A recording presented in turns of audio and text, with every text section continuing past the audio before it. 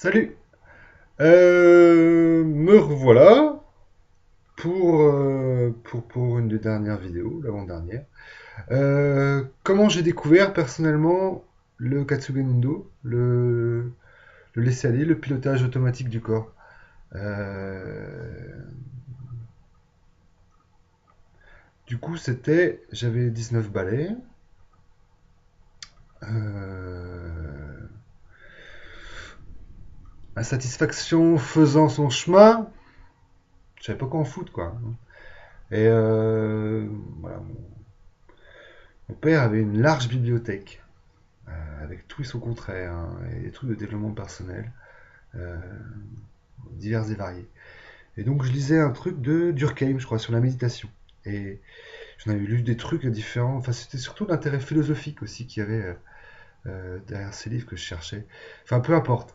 Durkheim qui parlait à un moment de méditation avec un léger balancement, comme ça. Et moi ça a fait tilt parce que mon, j'ai toujours jalousé les chats. Et les chats, j'avais mon chat à l'époque, je le regardais souvent. Et quand il était assis sur son cul, là, un léger balancement, voilà, qui se faisait, seul. Et là, le fait que la méditation en parle, tac, je me dis, ah, je vais essayer.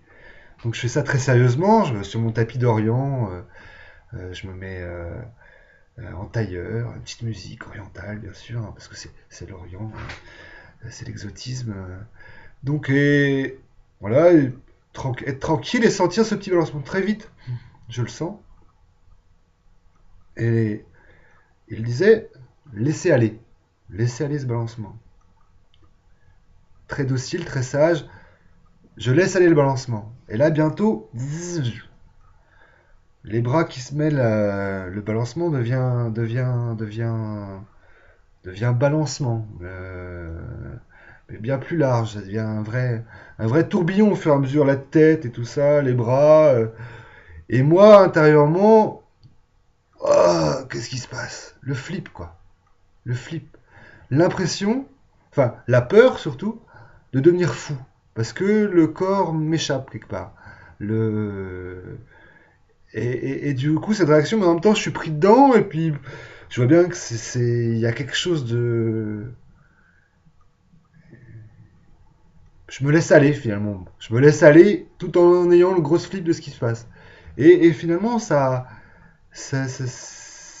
voilà, malgré une espèce de combat où je laisse aller, je retiens, bon, ça se fait, et puis au bout d'un moment, ça me lâche, ça me relâche, comme, chut, boum, voilà, c'est fini, quoi.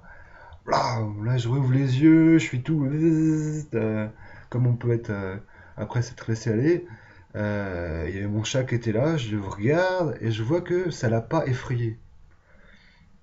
Du coup, il y a un côté de moi qui me dit, tiens, ça c'est peut-être pas dingo ce truc-là, mais quand même, je- ma réaction, je ricanais un peu jaune en me disant, qu'est-ce qui vient de m'arriver? Bon, la méditation, c'est pas pour moi. Et je range ça de côté. En me disant, bon, la méditation, c'est pas pour moi. Et je passe à autre chose, à d'autres livres philosophiques, sans plus rien tenter. Euh, voilà. Moi, je portais un intérêt philosophique au livre de Psuda. Donc, ça commençait par la science du particulier, que j'avais trouvé sur, sur la bibliothèque de mon pater. Et j'utilisais pour mes disserts de philo quand j'étais en terme, quoi. Et puis voilà, j'ai racheté des livres que mon père avait pas, et j'ai commencé à lire à partir du premier. Et petit à petit, je suis allé jusque le triangle instable. Et là, je suis tombé. Parce que en Tsuda, le non-faire, je sais plus lesquels parlent vraiment de ce qu'il appelle le mouvement, enfin de ce qui trahit, de ce qui trahit le mouvement régénérateur. Voilà, je lisais ça juste en me disant des fois, mais c'est quoi ce truc dont il parle, quoi, sans vraiment trouver c'est quoi ce truc. Ça faisait aucune référence à ce que je vivais en fait. Et là, je lis la conférence de Nogishi, pas celle qu'on trouve sur internet, régulariser l'organisme, l'autre, je sais pas comment elle s'appelle. Et là, bam, tilt. Et merde, mais c'est ce que j'ai vécu en fait. C'est quand j'ai essayé de méditer, le corps qui part en pilotage automatique, c'est ça. Et là, enfin, la conférence de Noguchi vraiment me touche. Il parle des animaux, de la sagesse innée du corps, des animaux. Moi qui ai toujours senti qu'il y avait une harmonie partout, et que moi je me sentais, putain, merde, pourquoi cette harmonie, Je la sens pas moi, je sens une insatisfaction, une espèce de rage. Et du coup, ça me parlait vachement. Du coup, voilà, pas de questions. Et je me dis, tiens, bah, et aucun problème pour me laisser aller en fait. Mais étonnamment, j'ai pas réussi la technique de le rituel, ce que j'appelle un rituel de prédisposition au Katsugenundo, de facilitation à accepter le lâcher prise. Bon, il faut un certain relâchement, une acceptation, je sais pas comment, de facilitation, je sais pas comment appeler ça. Enfin, du coup, j'appelle ça une espèce de petit rituel. Euh, je suis pas allé vers le rituel de sage, on se respire. J'avais une autre technique à l'époque, c'était avec un pote, on écoutait la chanson numéro 7 de l'album Lambarena, Back to Africa, que je vous conseille, qui est un super album. Et c'est une musique un peu enfin, qui est vraiment entraînante. Et nous, on dansait comme des barjots là-dessus. Et vraiment comme des barjots. En se laissant aller, comme une danse d'enfant, quoi. Une danse de Saint-Guy, un truc désarticulé. Et ça nous faisait beaucoup de bien, on se marrait. Et on faisait ça, voilà, c'était comme ça, c'était assez innocent comme truc. Et puis moi, des fois, je le faisais tout seul parce que je trouvais que ça me faisait du bien. Comme un gogol dans mon salon, enfin voilà. Et puis du coup, je sais pas comment m'est venue l'idée, enfin ça s'est fait tout seul. Voilà, je mets la numéro 7 de l'Ambarena. Et en me disant, voilà, c'était une sorte de, voilà, de rituel de prédisposition de préalable au lâcher prise.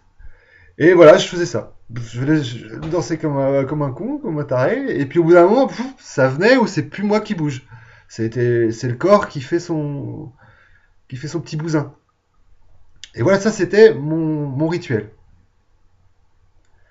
Et ce n'est que par la suite, après, que j'ai su que, bah, en allant voir, hein, en allant rencontrer l'école de la respiration, l'école qui est maintenant Itsuda, bah, les rituels euh,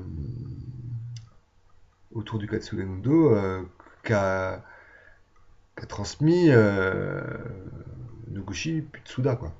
Et donc c'est que par la suite que j'ai découvert ça. Mais du coup, voilà, moi je sais que mes rituels, j'en ai eu besoin 3 4 fois. Après, à partir du moment que le corps il a pigé que, ben voilà, hop, là, bon, je te laisse faire, hein, et il prend, voilà, ça se passe tout seul, hein, il n'y a pas besoin de. Du coup, c'est ce qui m'a choqué quand j'ai rencontré ces gens-là, c'est de voir des gens qui répètent, alors des années qu'ils ont soi-disant découvert le lâcher prise, ils répètent les gestes, ils répètent des rituels dont on a foutrement aucun besoin.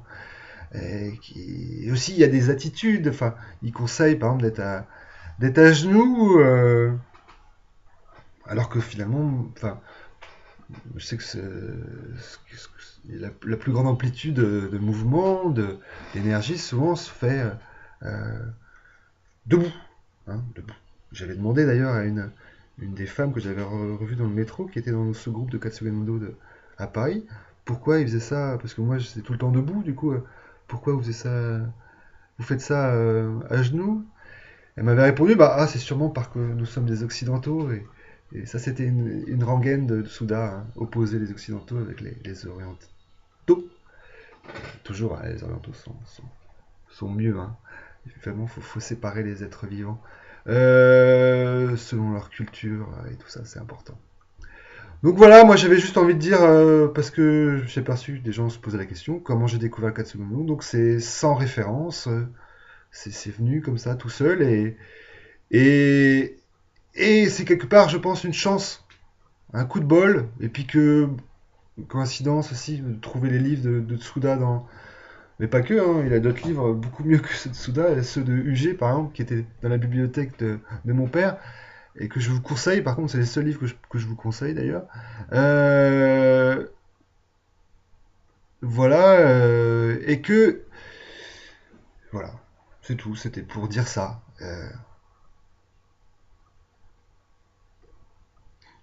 À plus pour la dernière vidéo.